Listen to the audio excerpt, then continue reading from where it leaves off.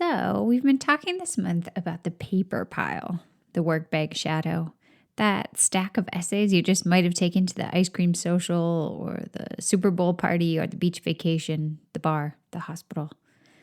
Today, I want to share a strategy I honestly think every teacher can use to save time on grading and actually help kids improve their writing more. Win-win. This episode is going to be quick, and if you decide to try the strategy, impactful. I'm not going to go on and on because you'll quickly get the idea, and then I'd rather you use your time to go implement. Are you ready to hear the strategy? Let's do this. Welcome to the Spark Creativity Teacher Podcast, a podcast for English teachers looking for more. More creativity, more engagement, more joy, and no more scripted curriculum, lesson planning ruts, or boring book lists. I'm Betsy Potash, and I'm honored you're trusting me to help.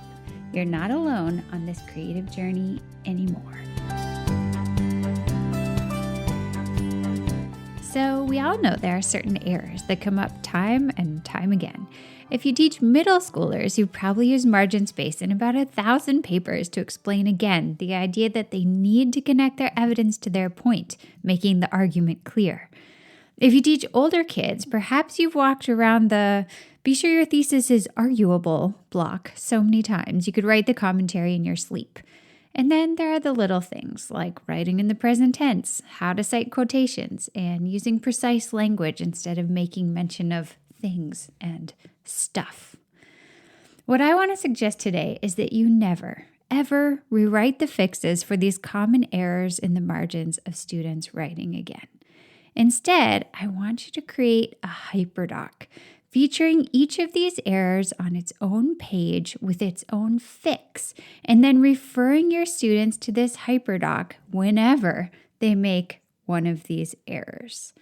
Now, you can feel free to get as glitzy and excited and pumped with color coding and linking and imagery and models in this hyperdoc as you want. So let's talk about this hyperdoc a little bit, okay? This Common Errors Hyperdoc that I want you to make. Perhaps you're asking yourself, what's a hyperdoc? This is a concept that's been going around for a while, but it sort of waxes and wanes in popularity. At its basic form, it's, basic. It's a doc with multimedia, basically a hyperlinked doc, a hyperdoc. Although in this case, I think it would be easier to make, I guess we'll call it a hyper slide, a hyperlinked slide deck on Google Slides. This hyperdoc is going to be a place where students can go to find out what is up with their errors in their writing and then how to fix those errors. So every single time your students make an error that is common, one of your common errors, instead of writing the fix in the margin, you're going to write a number, the number of the page in the hyperdoc that they should go to. So for example, instead of writing in a student's introduction, "Hey, your thesis isn't arguable. Think about how you can adjust it so that someone could disagree," you'll just write, say, number 1. Then students, when they get the paper back, will open up that hyperdoc and take a look at number 1. Now, what will they find? What's going to go in this Common Errors Hyperdoc, this thing of beauty that you're going to create over time? Well, let's say they open it up to number 1, how to make your thesis arguable. They might see a colorful infographic you designed that shows the elements of an arguable thesis. Maybe they'll see a button where they can click and go visit a screencast video of you walking through a model where a student's thesis wasn't arguable and explaining out loud, slowly and clearly, what the student needed to do to fix it in that particular model. Maybe they'll click a link that will take them to 4 different types of model introductory paragraphs. Now, ChatGPT could help you with these, or you could use student models from the past, or you could write your own. And these models will show theses that are arguable. And you'll have those theses that are arguable highlighted. And you'll probably have a little comment inserted explaining, "Hey, look how beautiful and arguable this thesis is." Maybe on this Hyperdoc slide, they'll see a linked video from one of the amazing university writing labs all over the country that will walk them through the process of making sure a thesis is arguable.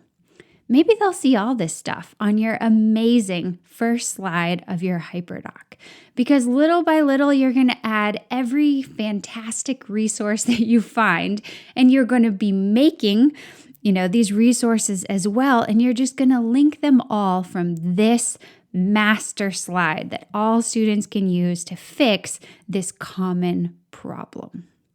Now, not only have you saved yourself a whole lot of time with your comment of number 1, you are actually able to follow up with your student on their problem in a way more comprehensive way than you could possibly do writing notes in the margin, right? Even if you spend a half hour on every paper, even if you spend an hour on every paper, this Hyperdoc with all of the common errors and their fixes explained in detail with models and videos and podcasts and images and infographics, it is going to be like this master teacher document that you're going to create over the years. And it is going to help your students so much and save you so much time.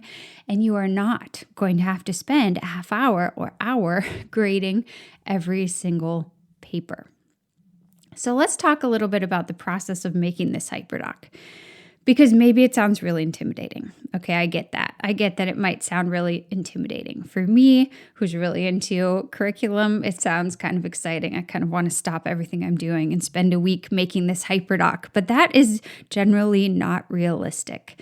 So I'm going to tell you that I made a template to help, which you can find in the show notes. The template just kind of has a couple different options for how you might design a page in your Hyperdoc with different types of buttons and sort of room to create an infographic and room to create some examples.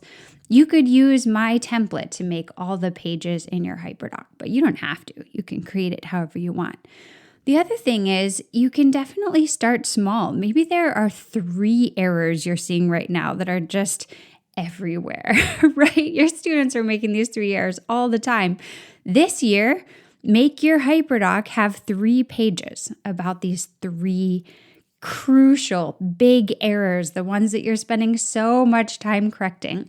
Then maybe over the summer, you add 2 more things that you noticed this year, and you create beautiful pages about those 2 things that are slightly less important than the first 3. And then maybe next year your students come along and they're making a new error, and you add that to your Hyperdoc. And then at Christmas they start making another error, and you add that. And as they increase in complexity in the spring, they're making a new kind of error, and you add that. And little by little, this Hyperdoc grows, and you start to have this kind of master doc with all these different errors. And you don't have to have this available, the whole thing, to all of your students at all times. You can sort of have one master common errors and their fixes doc. And then for each class, you can have a smaller version of it. So maybe your 9th graders are just seeing 2 common errors in their Hyperdoc at the start of the year. It's the 2 ones that every 9th grader struggles with at the start of the year. And then somewhere around November, you add a 3rd, slide 3, and you start putting a number 3 in the margins. And then in February, you're starting to notice a different thing, and you pull it from your master doc, and now they have 4. You don't need to be overwhelming. You don't need to start with 30 for yourself or for your students. You can go little by little. But just imagine every bit of time that you put into crafting this amazing master Hyperdoc slide series is time that you are saving hours and hours and hours of commenting later. And not only that, but you're really putting this super thoughtful process in place to help your students with the errors that they have in a much more comprehensive way than you can do in the comments.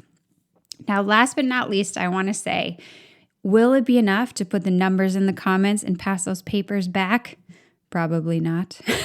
Probably you need to build in time for students to go to your Hyperdoc slide series and see how to fix their errors and jot down what they're going to work on going forwards and revisit those notes, revisit those fixes at the beginning of the writing process on the next piece of writing, okay? If you just give them the numbers and the link to your amazing fixes, some of them will never look, right? But if you build in the time in class and you go around and you kind of answer questions as they come up and you keep pushing them back, check out that video walkthrough that I created. Check out those models. Model number 3 is a lot like your paper, etc. Then little by little, you're coaching them to use the resources you're providing to improve their own writing more independently. And isn't that an amazing win for everyone?